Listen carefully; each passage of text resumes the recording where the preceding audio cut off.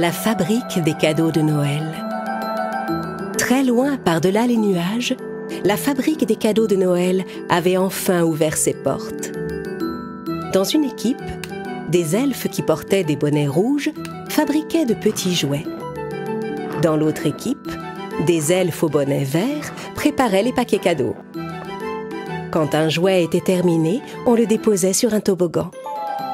Le jouet glissait alors jusqu'en bas et atterrissait en douceur sur un oreiller moelleux. Un elfe à bonnet vert récupérait le jouet et allait le placer dans une jolie boîte cadeau. Un autre elfe attachait un ruban autour de la boîte qu'il confiait à un troisième elfe. Ce troisième elfe se rendait alors à la salle des sacs pour mettre le paquet cadeau dans un des grands sacs. Tous les sacs devaient être remplis avant minuit.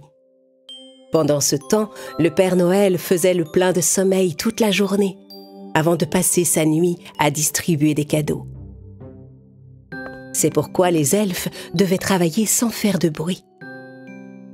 Mais ce jour-là, Roy, un elfe à bonnet vert, se trompa de porte en allant déposer un cadeau emballé.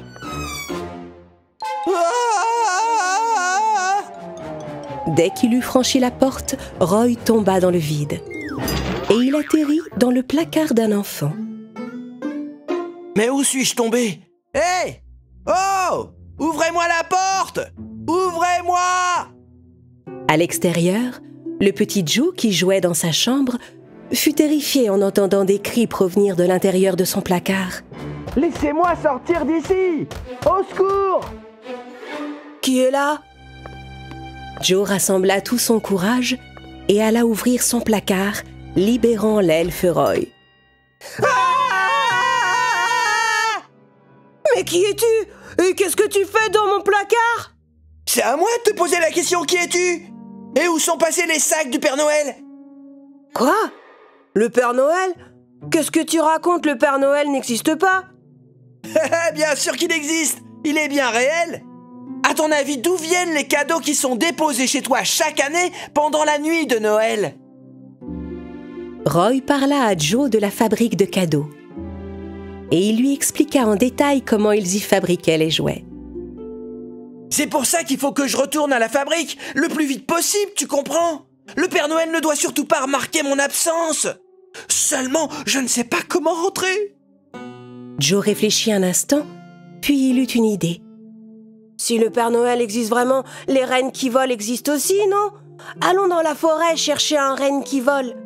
Peut-être qu'il pourra te ramener à la fabrique? Joe et l'elfe Roy se mirent en route. La grande forêt était couverte de neige. Soudain, Roy et Joe aperçurent un renne qui jouait avec des pommes de pin. Regarde là, voilà un renne. Il m'a l'air un peu petit, mais ça devrait suffire pour te porter. Ils s'avancèrent tous les deux vers le renne. Bonjour, chère reine. Oh, un elfe, que fais-tu par ici?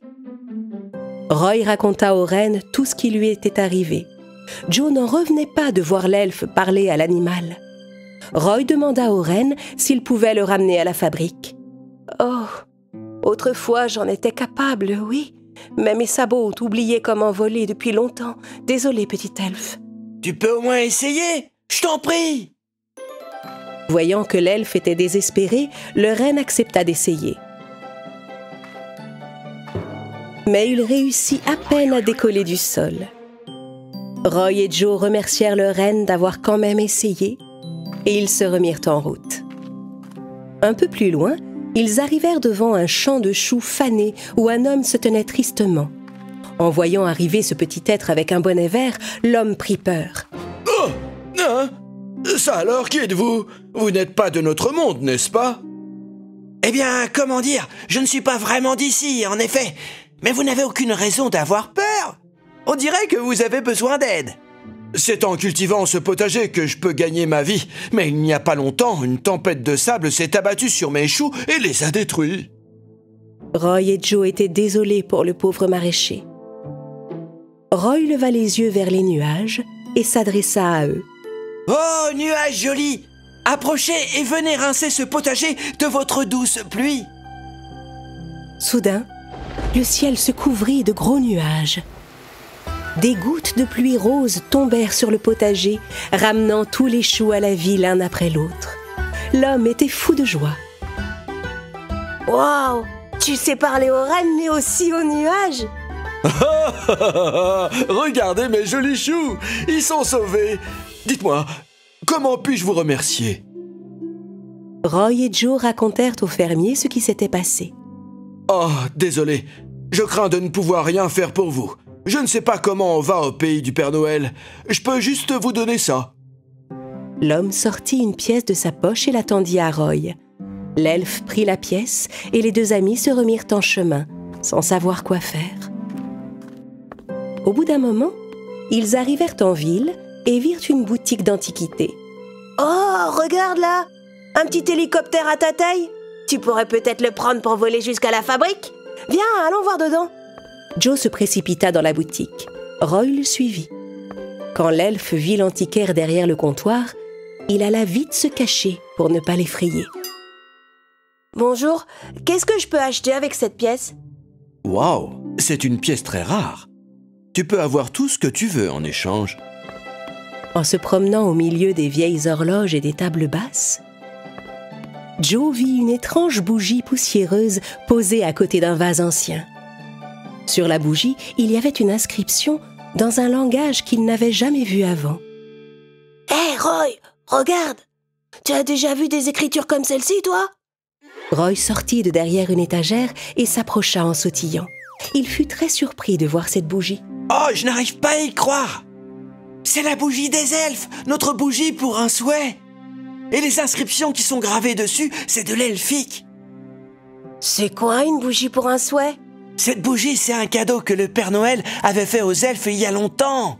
L'elfe prend la bougie, il fait un vœu les yeux fermés et soudain, son vœu se réalise. Roy posa ses mains sur la bougie. Soudain, la bougie s'alluma d'une vive lueur dorée. Roy fit son vœu en fermant les yeux.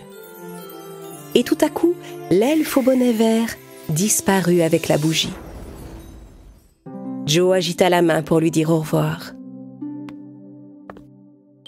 Le lendemain, le jour de Noël était arrivé. À son réveil, Joe trouva un paquet cadeau sur sa table de nuit. Oh, c'est sûrement le Père Noël! Maman, regarde ça!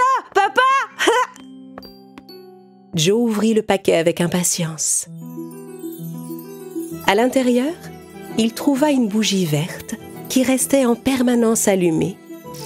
Joe serra la bougie dans ses mains et se fit la promesse de toujours aider ses amis. Car dans le cœur de ceux qui aident les autres, il est une lueur qui ne s'éteint jamais.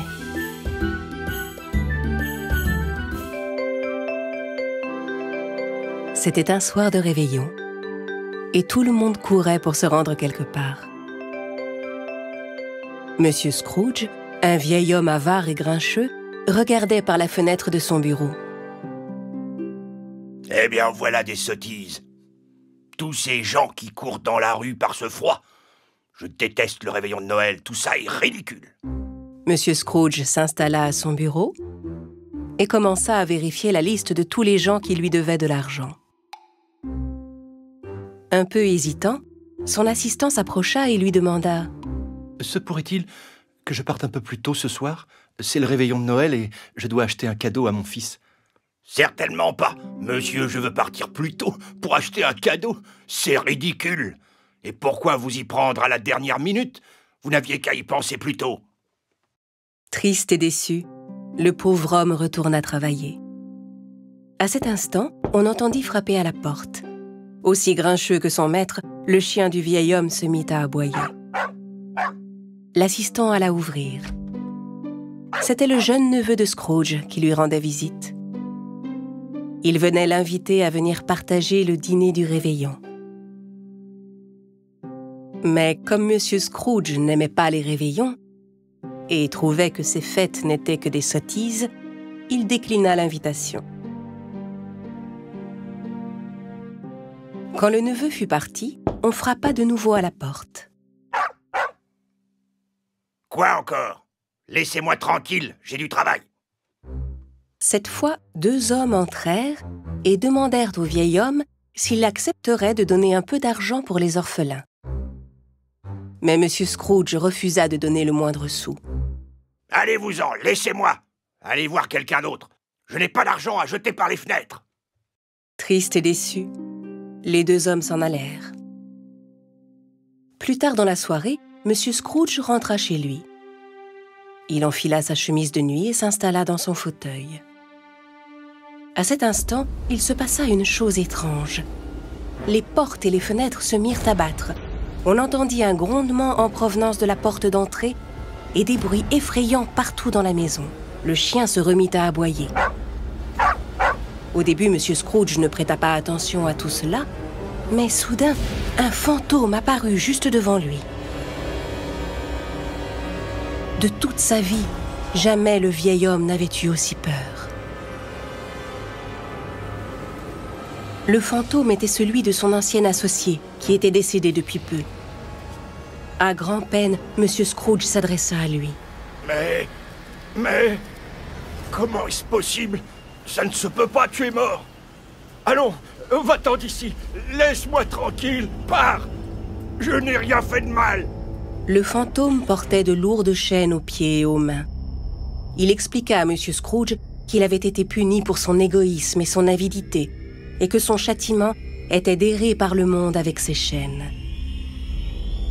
Il mit M. Scrooge en garde, afin qu'il ne fasse pas la même erreur que lui. Occupe-toi de tes affaires, et laisse-moi. Tu es mort de toute façon. Très bien, comme tu voudras. J'étais juste venu pour te prévenir. 3 autres fantômes vont bientôt te rendre visite. Le premier te montrera ton passé, le second ton présent. Et le dernier des 3 fantômes viendra pour te montrer l'avenir qui t'attend.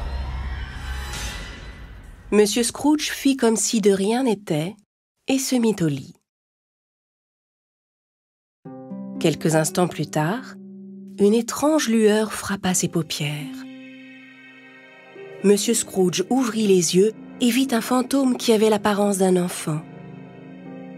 C'était l'esprit de ses réveillons passés. M. Scrooge était stupéfait. Bonsoir. Venez, je vais vous emmener faire un petit tour dans le passé. Oh, qu'est-ce qui m'arrive? À l'aide! Le fantôme ramena M. Scrooge au temps de son enfance. Le vieil homme se revit tel qu'il était enfant. Avec ses camarades, il décorait un bel arbre de Noël dans la cour de l'école. Les enfants s'amusaient tous ensemble et le petit Scrooge semblait vraiment heureux. Oh! Ensuite, le fantôme l'emmena dans la maison de ses premiers patrons, du temps où il était jeune homme. Tout le monde était gai et s'amusait dans la maison. La femme de M. Scrooge était là aussi. Ils dansaient tous les deux et semblaient très heureux. Enfin, le fantôme transporta M. Scrooge vers un autre réveillon de son passé, plus récent cette fois. Sa pauvre épouse était en pleurs. « Autrefois, on s'amusait tellement. Tu m'aimais et tu t'occupais de moi. Maintenant, tu n'aimes plus que l'argent. Il n'y a plus de place pour moi dans ta vie. Alors autant nous séparer. » Ne supportant pas de revivre cette scène, M. Scrooge supplia le fantôme de le ramener. Soudain, il se retrouva chez lui. Cette fois, c'est un immense fantôme vêtu de vert qui apparut devant lui. Le vieux M. Scrooge était encore plus effrayé. C'était l'esprit du réveillon présent. « Venez avec moi. Je vais vous montrer ce qu'il se passe en ce moment même. » Avant qu'il ait le temps de dire quoi que ce soit, Scrooge se retrouva dans la maison de son assistant. La famille du pauvre homme partageait un modeste dîner. M. Scrooge pensa que tous les membres de cette famille devaient le détester, mais il put constater que c'était loin d'être le cas. Son assistant se leva et prit la parole. « Je voudrais remercier M. Scrooge de m'avoir donné du travail et de me payer toujours à l'heure. C'est grâce à lui que nous pouvons manger. » Monsieur Scrooge n'en revenait pas de voir que son assistant lui était si reconnaissant, alors que le pauvre homme était si maltraité dans son travail. Puis il remarqua que le fils de la famille était malade. Le garçon était assis au coin de la table dans son fauteuil roulant. Il semblait faible et mal en point. Monsieur Scrooge était bien triste de le voir dans cet état. Cet enfant est bien malade. Il ne lui reste pas longtemps à vivre. En entendant ces mots, le vieil homme fut encore plus peiné. Après cela, le fantôme emmena Monsieur Scrooge chez son neveu. Toute la famille partageait joyeusement un délicieux repas. On avait même préparé un couvert pour lui. Quel dommage que mon oncle ne soit pas là ce soir. Monsieur Scrooge ne s'attendait pas à entendre ces paroles. Il avait toujours pensé que toute sa famille le détestait. De retour chez Scrooge, le fantôme lui annonça que le moment serait bientôt venu pour lui de mourir. Et 2 enfants sortirent de son manteau, une petite fille et un petit garçon. Mais ils étaient si maigres et si décharnés qu'ils ressemblaient davantage à des spectres qu'à des enfants. Regardez bien ces enfants. Ils représentent l'avarice et l'égoïsme des hommes. Quand le moment de votre mort sera venu, faites bien attention à ce garçon. Le fantôme vert disparut aussitôt. Monsieur Scrooge ne comprenait pas bien ce que le fantôme avait cherché à lui dire. Mais soudain, la sonnerie de l'horloge le fit sursauter. Il était minuit. Cette fois, ce fut un fantôme sombre et effrayant qui apparut devant lui. C'était l'esprit du futur et il amena Monsieur Scrooge à ses propres funérailles. Dans le cimetière, plusieurs personnes étaient rassemblées autour d'une tombe. Monsieur Scrooge fut choqué de découvrir son propre visage sur la pierre tombale. Il vit que les gens disaient du mal de lui et que certains étaient même soulagés qu'il soit enfin parti. En voyant cela, le vieil homme comprit qu'au fil des années, il était devenu de plus en plus détestable et que plus personne n'avait d'affection pour lui. Ceux qui lui devaient de l'argent étaient même contents qu'il soit mort. Et il vit aussi la tombe du fils de son assistant. Contrairement à la sienne, celle-ci était couverte de fleurs. Monsieur Scrooge n'en supporta pas davantage et demanda au fantôme de le ramener chez lui. Ramenez-moi chez moi. Maintenant, je comprends. Et je suis décidé à changer. Je vais cesser d'être ce vieil homme avare et grincheux, je vous le promets. Il fut aussitôt ramené chez lui. L'horloge indiquait qu'il était encore tôt dans la soirée. Le chien de Scrooge se mit à aboyer. Le vieil homme comprit que la journée n'était pas terminée. Il était encore temps pour lui de changer les choses. Dans un élan de joie, il sortit de chez lui. Il alla chez le boucher, lui acheta une superbe dinde et lui demanda d'aller la livrer chez son assistant. Puis il alla acheter un jouet et demanda qu'il fût porté le soir même au fils de son assistant. Après cela, il courut chez son frère pour répondre à l'invitation de son neveu et partagea avec eux leur dîner. Ce soir-là, ils passèrent tous ensemble un merveilleux réveillon. Par la suite, il s'arrangea pour procurer au fils de son assistant le traitement dont il avait besoin. Il traita le garçon comme s'il était son propre fils. Il vint en aide aux pauvres, fit en sorte de s'entendre avec les gens et les traita toujours chaleureusement. Il ne se montra plus jamais désagréable, égoïste ou avare. Et plus rien ne fut plus jamais comme avant. C'était le soir du réveillon et la neige tombait. La maison de la famille Stahlbaum était décorée de belles guirlandes colorées et un grand sapin de Noël illuminé trônait dans le salon. Soudain, on frappa à la porte. Clara, la jeune fille de la famille, alla ouvrir avec excitation. C'était l'oncle Drosselmayer, qui entra dans la maison les bras chargés de cadeaux. Clara était tellement contente de voir son oncle préféré arriver avec tous ses présents. Elle n'avait pas la patience d'attendre jusqu'à minuit. Elle voulait recevoir tout de suite son cadeau. L'oncle Drosselmayer, voyant son impatience, offrit son cadeau à Clara. Tout excitée, la fillette ouvrit la boîte et y découvrit la chose la plus intéressante qu'on lui ait jamais offerte. Le cadeau de son oncle était un amusant casse-noisette en forme de soldat au nez rouge et à la fine moustache. Clara n'avait jamais vu de jouet comme celui-ci. Elle adorait son casse-noisette.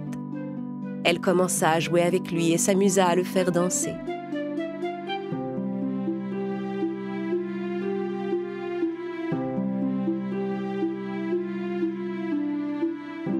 Fritz, le petit frère de Clara, lui, n'aimait pas le cadeau qu'il avait reçu et il le jeta dans un coin. Il préférait le casse-noisette de Clara et décida de le lui prendre. Donne-moi ça! Non, Fritz, ce jouet est à moi! Mais il réussit à arracher le casse-noisette des mains de Clara et s'enfuit avec à l'étage. Reviens! Rends-moi mon jouet tout de suite! Tu n'as qu'à jouer avec ton jouet à toi! Non, j'aime pas cette souris! C'est ça que je veux! S'il te plaît, Fritz, ça suffit, rends-moi tout de suite mon casse-noisette!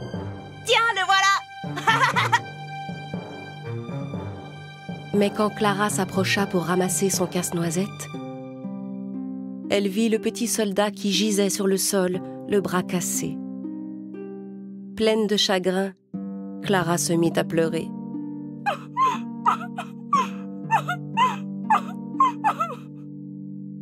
Ne t'inquiète pas, Clara. Je vais t'arranger ça.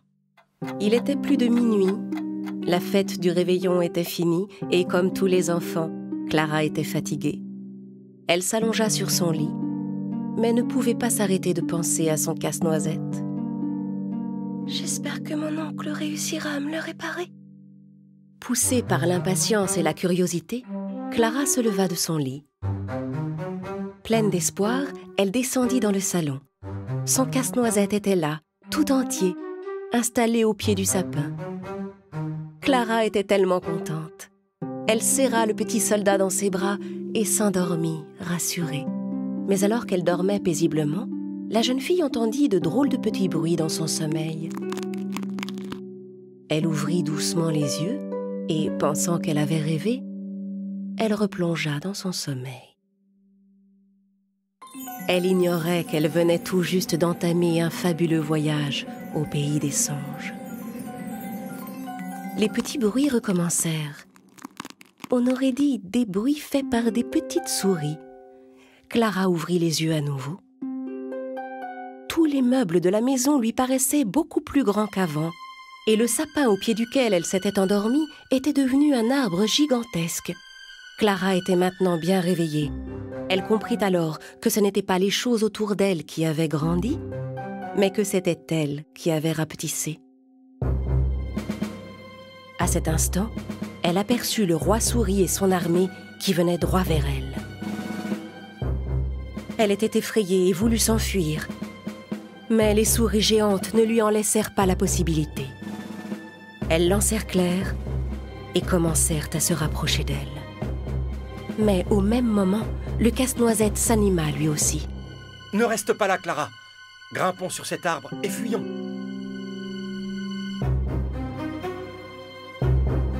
Clara et le casse-noisette escaladèrent le sapin et, arrivés au sommet, ils sautèrent à l'étage supérieur. Par où fuir maintenant? C'est ta maison. Tu dois bien connaître un endroit où les souris ne te trouveront pas. Je vais chercher de l'aide. Clara s'enfuit en courant, tandis que le casse-noisette disparut de son côté. Les souris fouillaient partout dans la maison, à la recherche de Clara. Dehors, le casse-noisette se précipita vers un magasin de jouets. Il aperçut dans la vitrine toute une armée de petits soldats de plomb. Il ramassa une pierre et la lança sur la vitrine pour la briser. Vite! Ne restez pas plantés, camarades! Mon amie Clara a besoin d'aide. Le roi souris et son armée sont après elle. Soudain, tous les soldats de plomb prirent vie. Ils sautèrent tous ensemble de la vitrine cassée et suivirent le casse-noisette.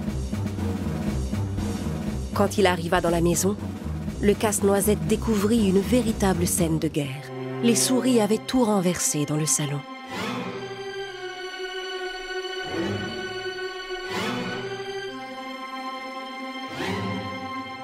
Le casse-noisette et ses soldats dégainèrent leurs épées et commencèrent à combattre le roi souris et son armée.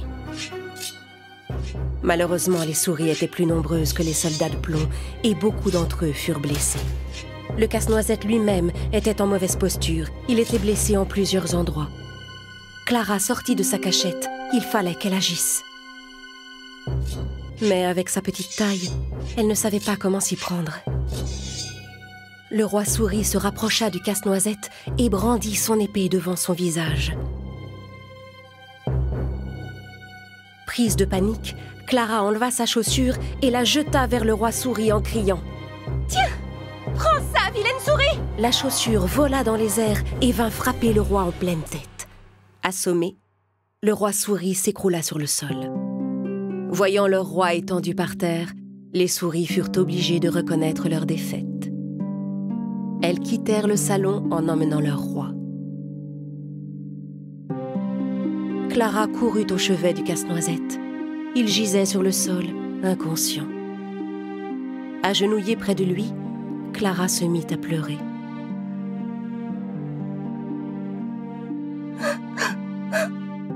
Réveille-toi! Tout à coup, une fée apparut derrière Clara. C'était une ravissante petite fée qui portait une robe bleue, une baguette en sucre et 2 ailes scintillantes.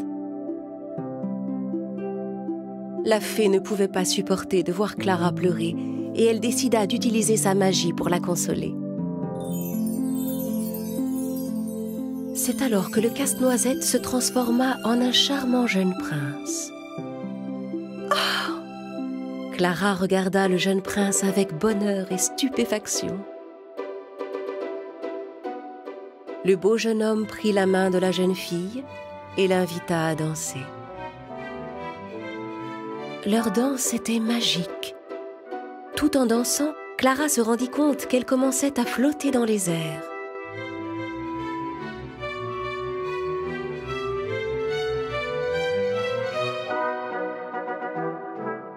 Puis, au milieu d'un nuage de poussière de fées, la petite fée bleue apparut de nouveau. Cette fois, elle était accompagnée d'autres fées semblables à elle. Les petites fées transportèrent Clara et le prince jusqu'au royaume des délices, où les arbres étaient des sucres d'orge et les fleurs des petits bonbons. De jolis papillons voletaient au-dessus des pommes d'amour. C'était un endroit merveilleux. Clara raconta à la fée tout ce qui lui était arrivé. « Je sais tout ce qui s'est passé, mais ne t'en fais pas, Clara. Maintenant, tu es en sécurité avec nous. » Soudain, un mélodieux son de flûte emplit l'atmosphère. Et les fées et les fleurs se mirent à danser au son de la musique, bientôt rejoints par Clara et son prince casse-noisette. Partout, on voyait tournoyer les arbres colorés, les sucettes et les bonbons. Tout à coup, Clara et le prince casse-noisette se rendirent compte qu'ils étaient sur la scène d'un théâtre. Quand le son de la flûte s'arrêta, Clara regarda autour d'elle. Elle était sur scène, et devant elle, le public l'acclamait. Clara salua son public. Comblée de joie, elle ferma les yeux. « Clara ? Clara !» Soudain, alertée par la voix de sa mère qui l'appelait, elle rouvrit les paupières. Elle se frotta les yeux et regarda autour d'elle. Elle tenait encore son jouet casse-noisette dans sa main. Sa mère la regardait, incrédule. Clara aussi avait l'air un peu perdue. « Mais ma chérie, tu as dormi ici toute la nuit ?»« Maman, tout avait l'air tellement réel. » Impatiente de retrouver son rêve si merveilleux, Clara ferma les yeux à nouveau.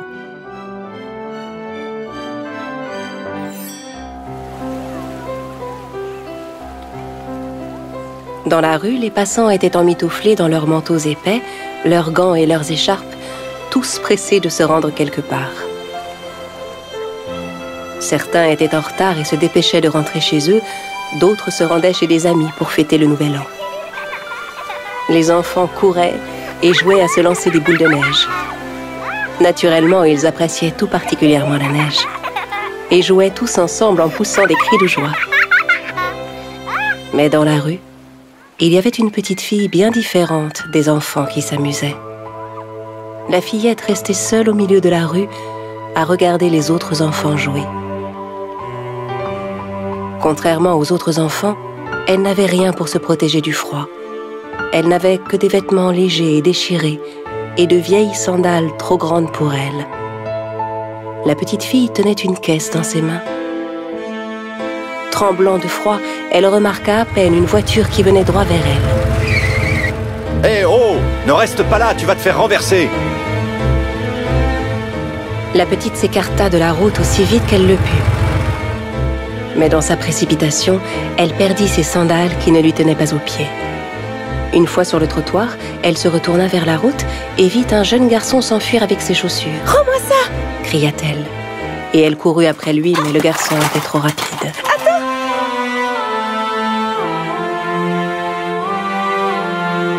Obligée de marcher pieds nus dans la rue, elle se chercha un abri contre un mur. Elle posa la caisse qu'elle transportait et regarda dedans. Elle arrivait à peine à voir les boîtes d'allumettes qui étaient dans la caisse, tant ses yeux pleuraient de froid. C'était une petite vendeuse d'allumettes. Mais ce jour-là, elle n'arrivait pas à vendre la moindre boîte. Et tant qu'elle n'avait pas vendu une boîte et gagné un peu d'argent, elle ne pouvait pas rentrer chez elle et prendre un bol de soupe chaude avec sa mère. Alors elle essaya d'interpeller les passants, de sa voix fragile, tremblant de froid et de tristesse. « Allumettes!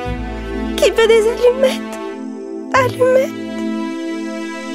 Mais personne dans la rue ne faisait attention à elle. Alors elle s'assit contre le mur. Ses doigts gelés lui faisaient terriblement mal. Ne pouvant plus supporter la douleur, elle dut trouver un moyen de se réchauffer.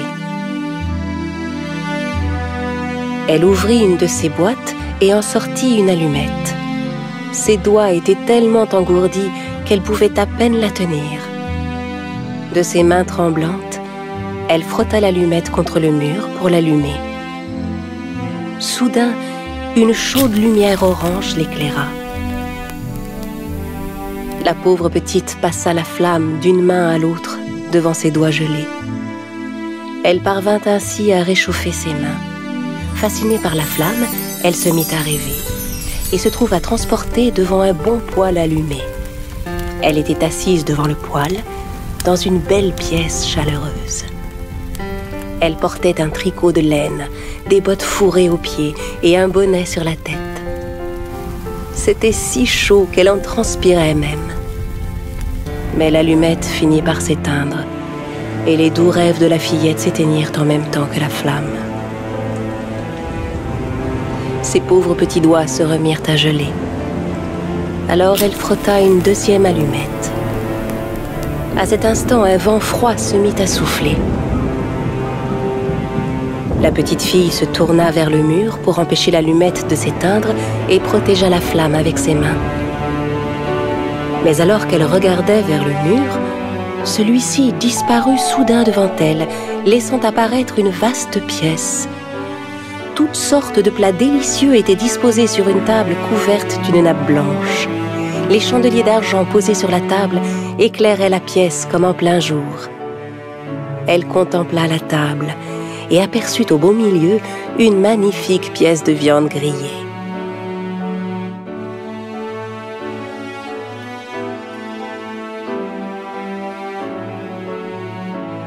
Elle en prit un morceau et le mit dans sa bouche. Instantanément, sa faim disparut. La petite fille aux allumettes voulut prendre une autre bouchée et tendit la main vers la viande. Mais l'allumette qu'elle tenait était presque consumée. Brûlée par la flamme, la fillette lâcha brusquement l'allumette.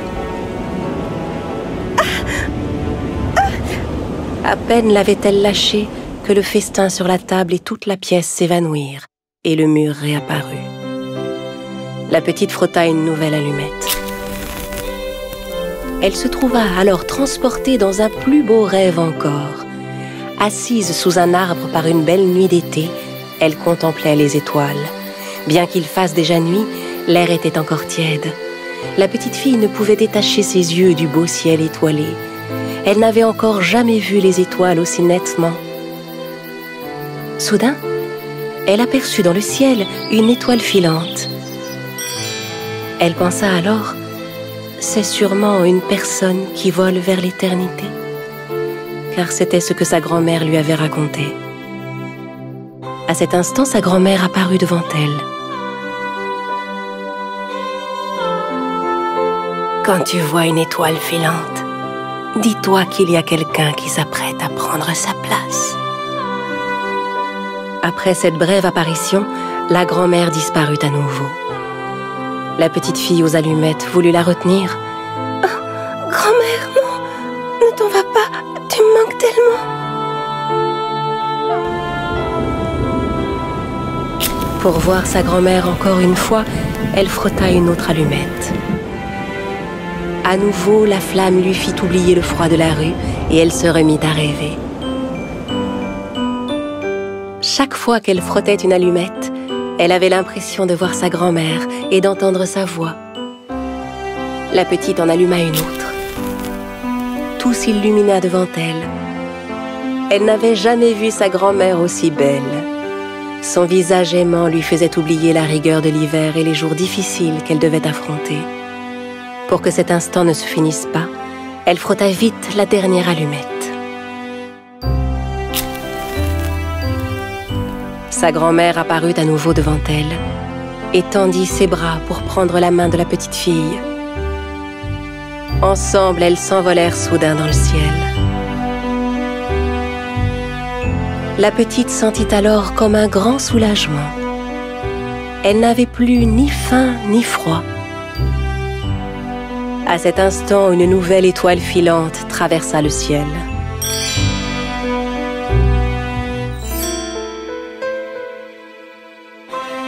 Le lendemain matin, en passant dans la rue, les gens découvrirent la fillette étendue au pied du mur, les yeux fermés, un sourire apaisé sur le visage. Autour d'elle restaient toutes les allumettes brûlées. Ces allumettes qui, de leur flamme, l'avaient transportée dans ses rêves, des rêves que personne d'autre n'avait connus.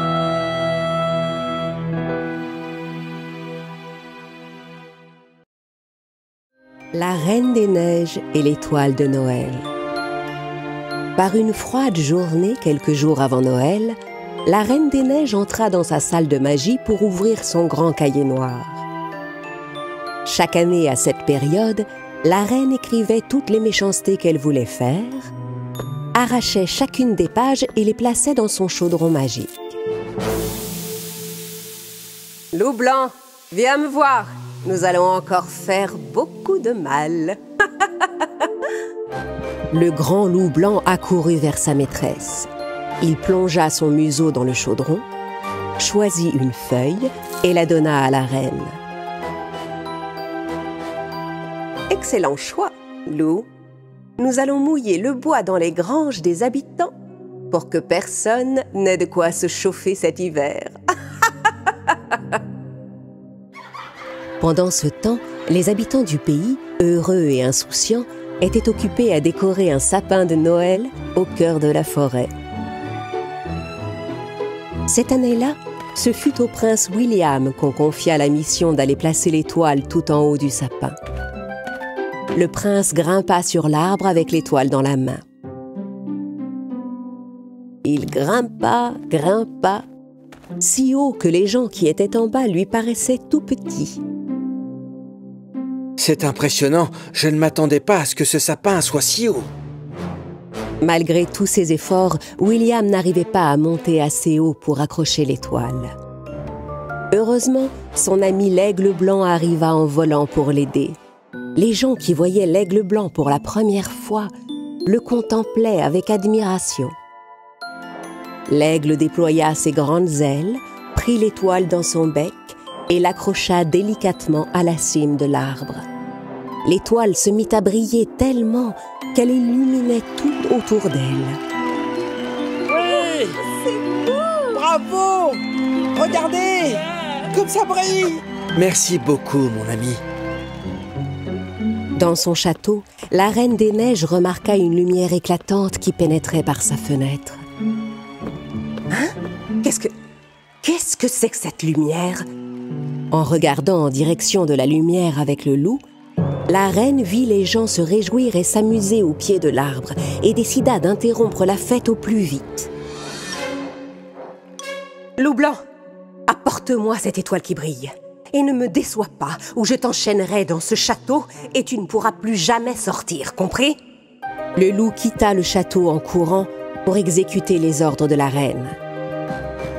Plus il s'approchait de l'étoile, plus la forêt était lumineuse, et partout les gens rayonnaient de bonheur. Enfin, le loup arriva au pied du grand sapin de Noël et commença à grimper sur l'arbre.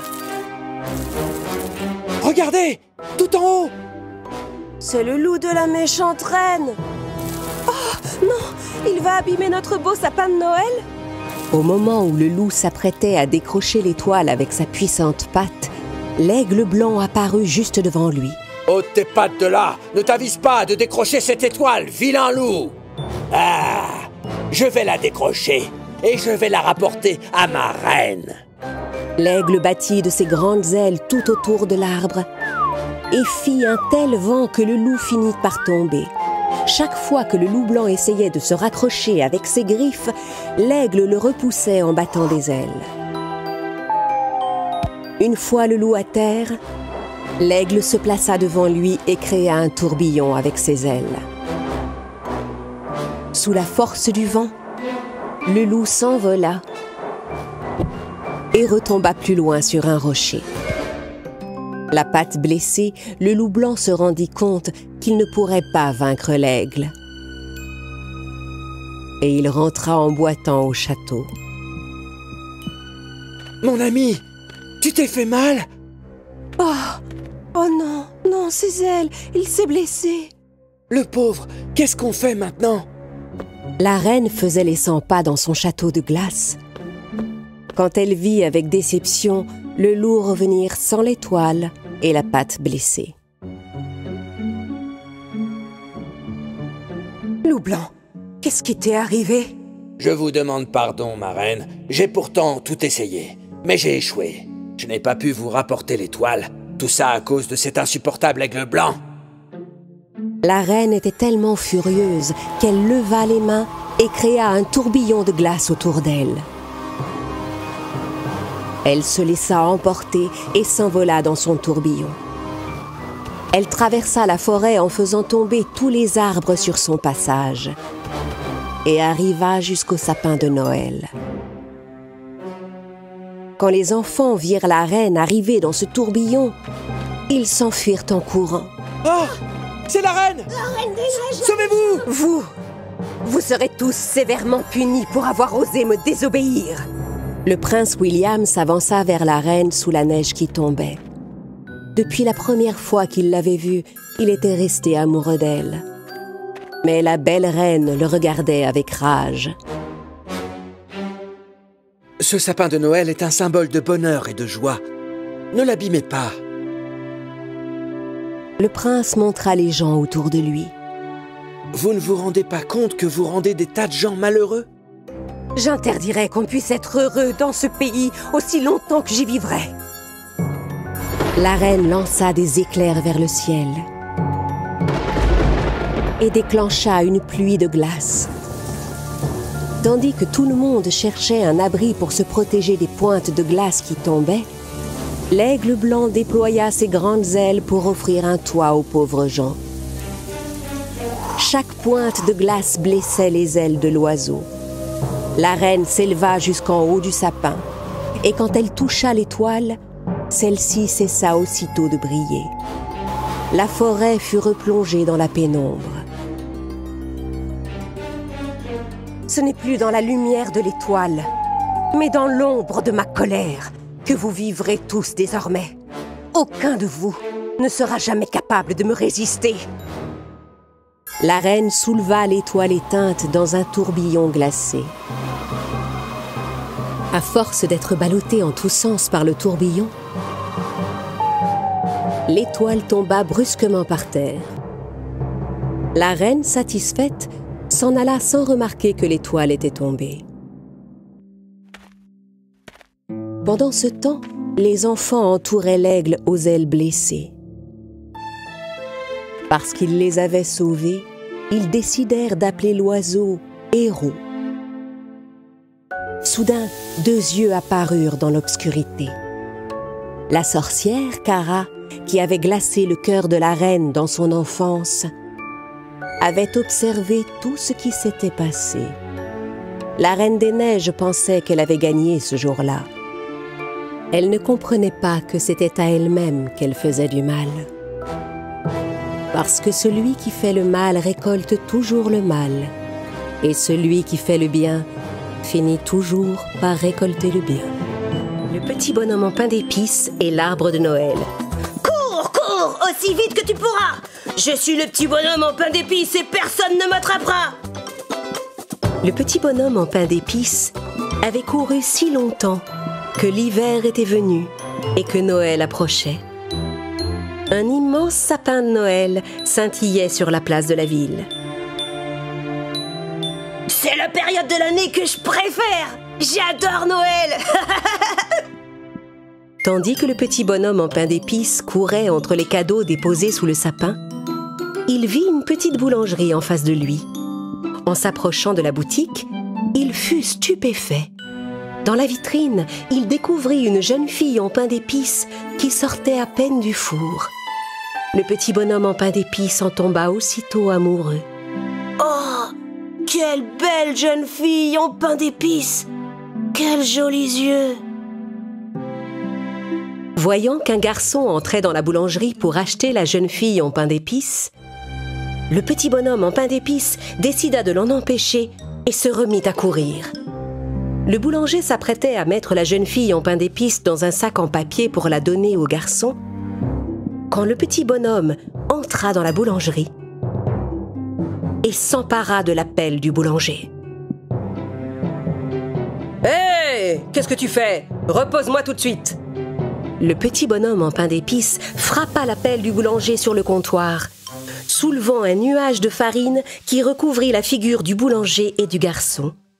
Surpris, le boulanger lâcha subitement la jeune fille en pain d'épices. Le garçon essaya de la rattraper, mais le petit bonhomme en pain d'épices s'élança pour sauver la jeune fille. Ils sautèrent sur la tête du garçon, puis sur le sol, et le petit bonhomme et la jeune fille en pain d'épices s'enfuirent en courant. Mon joli pain d'épices! Mon pain d'épices s'est échappé!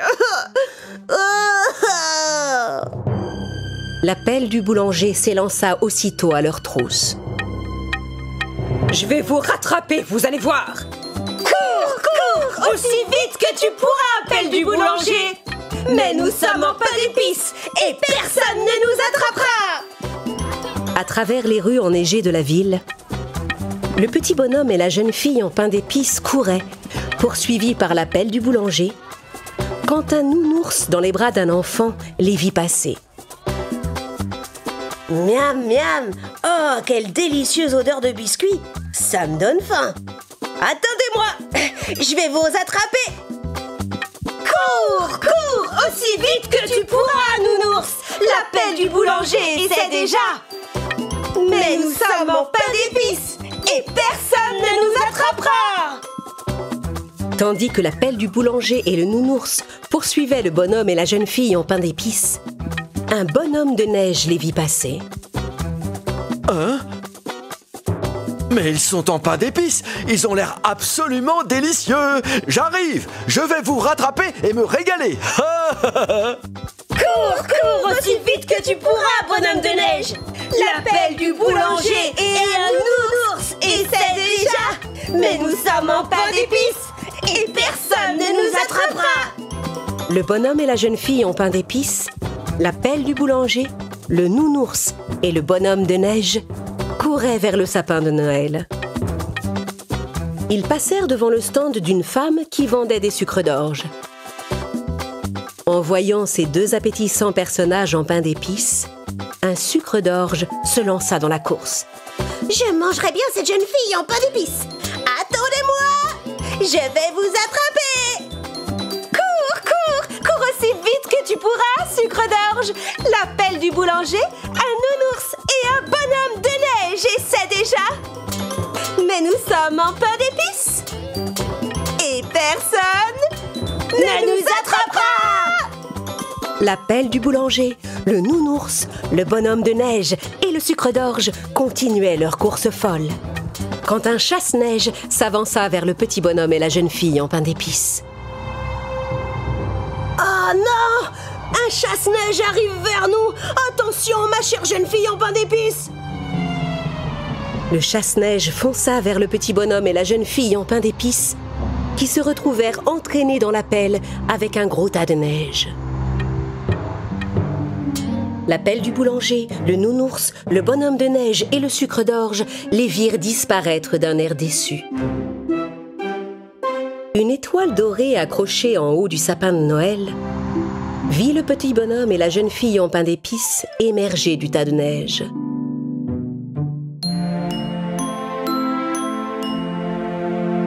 Tiens! Hey! Bonjour mes amis, j'ai l'impression que vous avez besoin d'aide. Je peux m'occuper de vous, moi, si vous voulez. Mais qui nous dit que tu vas pas nous manger? Mais non, ne t'inquiète pas. Mon estomac est bien rempli. Mais peut-être que tout à l'heure... L'étoile dorée pencha la cime du sapin de Noël vers l'appel du chasse-neige. Le petit bonhomme et la jeune fille en pain d'épices s'agrippèrent aux branches de l'étoile. On est haut, il fait tellement froid ici. Quand l'appel du boulanger, le nounours, le bonhomme de neige et le sucre d'orge virent que leur proie était tout en haut de l'arbre, ils renoncèrent à les poursuivre. On peut pas atteindre le haut de ce sapin, c'est fichu, on ne les attrapera jamais. Il faisait de plus en plus froid. Le petit bonhomme et la jeune fille en pain d'épices tremblaient tout en haut du sapin de Noël. Vous avez l'air d'être complètement gelé. Je peux vous réchauffer si vous voulez. C'est vrai, tu pourrais faire ça, mais comment? Eh bien, à l'intérieur de ma bouche, il fait bien chaud. Non, elle va nous manger! L'étoile dorée s'apprêtait à croquer le petit bonhomme et la jeune fille quand le Père Noël apparut dans le ciel. Ho ho ho! Père Noël! Père Noël! Le petit bonhomme et la jeune fille en pain d'épices sautèrent dans le traîneau du Père Noël. L'étoile dorée essaya de les rattraper, mais il était trop tard. Le petit bonhomme et la jeune fille en pain d'épices s'enfuirent dans la nuit, sains et saufs. Cours aussi vite que tu pourras! L'appel du boulanger, un nounours, un bonhomme de neige, un sucre d'orge et une étoile dorée ont couru après nous. Mais nous sommes en pain d'épices!